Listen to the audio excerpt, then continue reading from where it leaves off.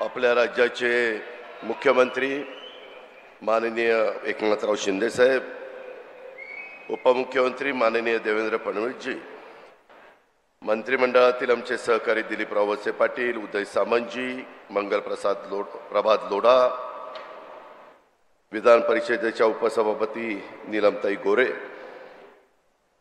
माननीय पवार साहेब, सुप्रिया सुळे, विधिमंडळातील माझे सहकारी दत्तात्रय भरणे, अनेक अधिकारी इथे उपस्थित आहेत, सर्व अधिकारी वर्ग, विविध राजकीय पक्षामध्ये काम करणारे उपस्थित असणारे सर्व सहकारी, बारामतीतील प्रतिष्ठित नागरिक, माझ्या पुणे विभागातून आलेले बाहेरनं सर्व विद्यार्थी विद्यार्थिनी, पत्रकार मित्र, बंधू भगिनींनो, माझ्या तरुण मित्रांनो, सुरुवातीलाच आपला सगळ्यांचा लोकप्रतिनिधी या नात्याने राज्याच्या मुख्यमंत्री पदाची जबाबदारी स्वीकारल्यानंतर पहिल्यांदाच एकनाथराव शिंदे बारामतीमध्ये येत आहेत. मी शिंदे साहेबांचं, देवेंद्रजींचं, दिलीपरावांचं, उदयजींचं, मंगलप्रसाद लोढाजींचं आणि नीलमताई गोरे या सर्व मान्यवरांचं बारामतीकरांच्या वतीनं मनापासून स्वागत करतो. थोडा उशीर झाला त्याबद्दल दिलगिरी व्यक्त करतो, कारण सकाळी एक महत्त्वाचा कार्यक्रम मुख्यमंत्र्यांना कोकणातला लागला, तो कार्यक्रम करून ते आपल्याकडे आलेले आहेत. आता ह्याच्यानंतर देखील छत्रपती संभाजी महाराजांचं वडू आणि तुळापूरला आपण स्मारक करतोय. त्याच्यानंतर लहुजी वस्ताद साळवेंचं एक स्मारक पुणे शहरामध्ये करतोय, त्याही कार्यक्रमाला जायचंय. मित्रांनो, सुरुवातीच्या काळामध्ये तुम्हाला सगळ्यांना प्रभात लोढांनी सांगितलं, खरं तर विभागीय स्तरावर नमो महारोजगार मेळावे हे महाराष्ट्राने प्रत्येक विभागामध्ये घ्यायचं ठरवलं. पहिलं राज्याची उपराजधानी असणारी नागपूरमध्ये घेतला. त्याला उदंड अशा प्रकारचा प्रतिसाद माझ्या तिथल्या मुलामुलींनी दिला. त्याच्यानंतर दुसरा मराठवाड्याला लातूरला झाला, तिथेही चांगला प्रतिसाद मिळाला. तिसरा उत्तर महाराष्ट्राचा अहमदनगरला घेतला, तोही पूर्णत्वाला गेला. आणि कोल्हापूर, सातारा, सोलापूर, पुणे या 5 जिल्ह्यांचा बारामतीमध्ये पश्चिम महाराष्ट्राचा आज मेळावा होतोय.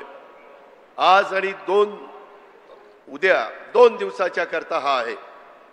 नोंदणीकृत उद्योजक जवळपास 350 झालेले आहेत. अधिसूचित केलेली रिक्त पदं 55,000 आहेत. उमेदवारी नोंदणी 33,000 झालेली आहे. मित्रांनो, आम्हाला माहिती आहे, आम्ही अनेक वर्ष राजकीय जीवनामध्ये काम करतो. सगळ्यांना नोकऱ्या मिळणं थोडंसं अडचणीचं ठरतं, परंतु अशा प्रकारचे कार्यक्रम सातत्याने घ्यायचे, मुलांना मुलींना तयार करायचं. मध्ये राज्याच्या मुख्यमंत्र्यांनी, उपमुख्यमंत्र्यांनी आम्ही एक जर्मनच्या बरोबर करार केलेला आहे. जर्मनला 5 लाख मुलं मुली लागत आहेत. त्यांची अट एवढीच आहे, जर्मन भाषा आली पाहिजे आणि त्यांचे ITIचे जे कोर्सेस आहेत ते त्याच्यामध्ये आले पाहिजे. मित्रांनो, आपल्या भागामध्ये नाही, परंतु राज्यात, देशात, परदेशामध्ये मोठ्या प्रमाणावर रोजगार उपलब्ध आहे. फक्त आपण त्या संधीचं सोनं केलं पाहिजे. आज इथं मगाशी लोढा साहेबांनी सांगितलं, मी आपल्याला पण सांगू इच्छितो, माझं त्यांचं बोलणं झालं. अभ्यासक्रम, mechano is housekeeping, front office सेवा, इमारत देखभाल, फलोत्पादन आणि लँडस्केप संप्रेषण कौशल्य आणि इमारत देखभाल प्रयोगशाळा, असे 5 कोर्सेस ते आपल्या कृषीमूल शिक्षण संस्था ITI आपलं मोरगाव बारामती रोडला आहे, तिथं काही कोर्सेस देऊ इच्छित आहेत. आणि माळेगावचा ITI, तिथं काही कोर्सेस आपण देतोय.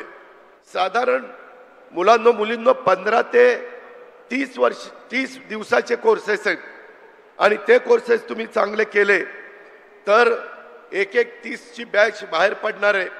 यामध्ये अनेकांना स्वतःच्या हाताला काम त्या बाबतीमध्ये उपलब्ध होणार आहे. ते आपल्या सरकारची भूमिका आहे आणि त्या पद्धतीने सरकार काम करत आहे. आज अनेक वेगवेगळी बारामतीमध्ये झालेली कामं त्याची उद्घाटन स्वतः राज्याच्या प्रमुखांनी मुख्यमंत्र्यांनी केली। माझी मनापासूनची इच्छा होती की मुख्यमंत्री उपमुख्यमंत्र्यांनी स्वतः जाऊन ते पाहिलं असतं। आता मला जे तुम्हाला इथं स्क्रीनवर दाखवलं त्या स्क्रीनवर जे पाहिलं ते जसंच्या तसं आपण तिथं केलंय।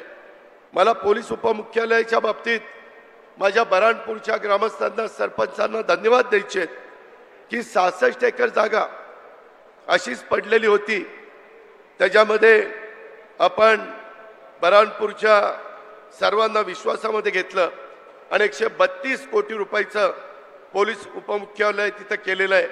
अजून त्याच्यात काही गोष्टी करायच्यात, त्याबद्दल देवेंद्रजींच्या बरोबर मुख्यमंत्र्यांच्या बरोबर मी बोललेलो, तेही काम नजीकच्या काळामध्ये पूर्णत्वाला जाईल। पोलीस हाऊसिंग बारामती इतकी दुरावस्था झालेली होती, आपले पोलीस कसे तिथं राहत होते मला शंका यायची, मला कमीपणा वाटायचा। आणि मग 4 एकर जागेमध्ये पूर्वी 73 क्वार्टर्स होत्या, परंतु 7-7 मजली एक इमारत बांधून आपण 196 क्वार्टर्स तिथं केल्या आणि 75 कोटी रुपये तिथं आपण खर्च केला। बारामती आपण म्हणजे राज्य सरकारने बारामती बस स्थानकामध्ये पहिलं बस स्थानक कसं होतं हे आपल्याला सगळ्यांना माहिती आहे। जागा कमी होती, पूर्वी 5 एकर 10 गुंठे जागा होती, परंतु नंतर मी 53 गुंठे जागा वाढवण्याच्या करता अनेकांनी मला मदत केली। त्याच्यामध्ये डॉक्टर रमेश भोटे असतील, विजय गालिंदे असतील, गोंजारी असतील, आमचे इंगोले असतील, बोरी असतील, पाथरकर असतील, नंतर कायम खानी नजमुद्दीन असतील, या सगळ्यांनी सहकार्य केलं आणि मी विशेषतः बारामतीकरांना धन्यवाद देईल। हे काम चालू असेपर्यंत तुम्हाला थोडंसं अडचणीच्या ठिकाणी जिथं कसब्यामध्ये जावं लागत होतं, परंतु तेही तुम्ही सहन केलं आणि आता महाराष्ट्रामध्ये नंबर 1चं बस स्थानक आज बारामतीचं आपण सगळ्यांनी निर्माण केलं। माझा सतत दृष्टिकोन हाच असतो, करायचं तर नंबर 1चं करायचं, नाहीतर त्याच्या भानगडीत पडायचं नाही। आणि ह्या पद्धतीनं बारामतीच्या वैभवामध्ये भर घालणाऱ्या एकाचड एक वास्तू आपण राज्य सरकारच्या मदतीनं उभ्या केल्या, त्याबद्दल मुख्यमंत्र्यांना उपमुख्यमंत्र्यांना आणि सर्व सहकाऱ्यांना मी मनापासून धन्यवाद देईल। संबंधित कॉन्ट्रॅक्टर अधिकारी, संबंधित आर्किटेक्ट यांचाही आपण सत्कार केला। या सगळ्यांच्याच मुळे हे घडलंय। अजूनही बऱ्याच गोष्टी पाईपलाईन मध्ये आहेत मित्रांनो, ती पण कामं लवकरात लवकर पूर्णत्वाला कशी जातील मला मुख्यमंत्र्यांना सांगायचं आहे। हे माझी फुशारकी नाही, परंतु या प्रत्येक इमारतीमध्ये पाया घेतल्यापासून इमारत पूर्णत्वाला जाईपर्यंत कमीत कमी एकेका इमारतीला मी 40 वेळा तरी भेटी दिल्या असतील। सतत इथं हे करा तिथं ते करा, शेवटी माझ्या बारामतीकरांना पण अभिमान वाटला पाहिजे की खरंच आपल्या इथं जे काम झालंय ते अत्युत्तम काम झालेलं आहे। या प्रकारे आपण त्याच्यामध्ये पुढे जातोय। मित्रांनो, इथून पुढं अशाच पद्धतीनं नमो महारोजगार मेळावे महाराष्ट्रामध्ये पहिलं रिजन वाईज झाल्यानंतर याकरता राज्य सरकार मोठ्या प्रमाणावर निधी देखील देत आहे आणि एकच अपेक्षा आहे की आमच्या मुलांना मुलींना जे बेरोजगार आहेत त्यांना रोजगार मिळाला पाहिजे, त्यांना तिथं हाताला काम मिळालं पाहिजे। अशा प्रकारची आमची सर्वांची भूमिका आहे। माझी आज डीपीसी मधनं 39 वाहनं आपण पोलिसांनाही त्यांची गस्त चांगली घालता यावी, कायदा सुव्यवस्था चांगली राहावी, गुंड प्रवृत्तीच्या लोकांच्यावर अंकुश ठेवावा, कुणाची गुंडगिरी इथं खपवून घेतली जाणार नाही महाराष्ट्रात। या पद्धतीनं काम करायचं म्हटलं तरी इन्फ्रास्ट्रक्चर द्यावं लागतं आणि ते इन्फ्रास्ट्रक्चर आपण दिलेलं आहे। मी मगाशी तिथं CM-DCMला उशीर होत होता म्हणून झेंडा दाखवला, तिथं 39 वाहनामध्ये जे ड्रायव्हर होते त्याच्यातल्या 14 महिला होत्या आणि सगळ्यात चांगलं ड्रायव्हिंग त्यांचं तिथं चाललेलं होतं। एवढा महिलांना पण संधी देण्याचं काम मित्रांनो हे महायुतीचं सरकार करतंय।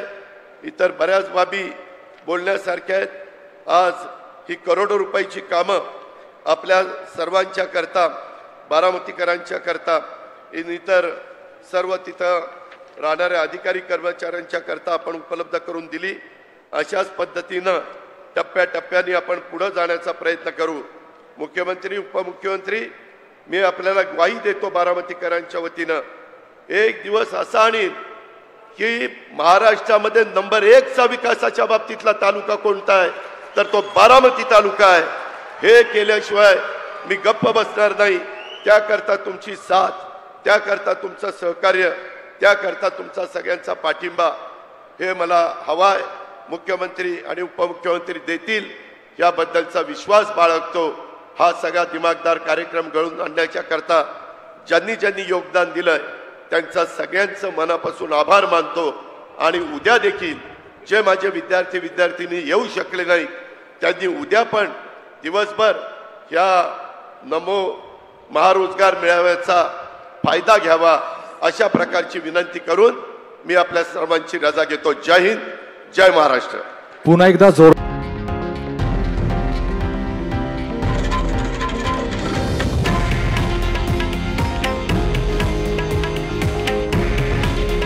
हे आहे देशातील नंबर 1 न्यूज नेटवर्क आणि आपण पाहत आहात TV9 मराठी. काळजी तुमची, हित महाराष्ट्राचं.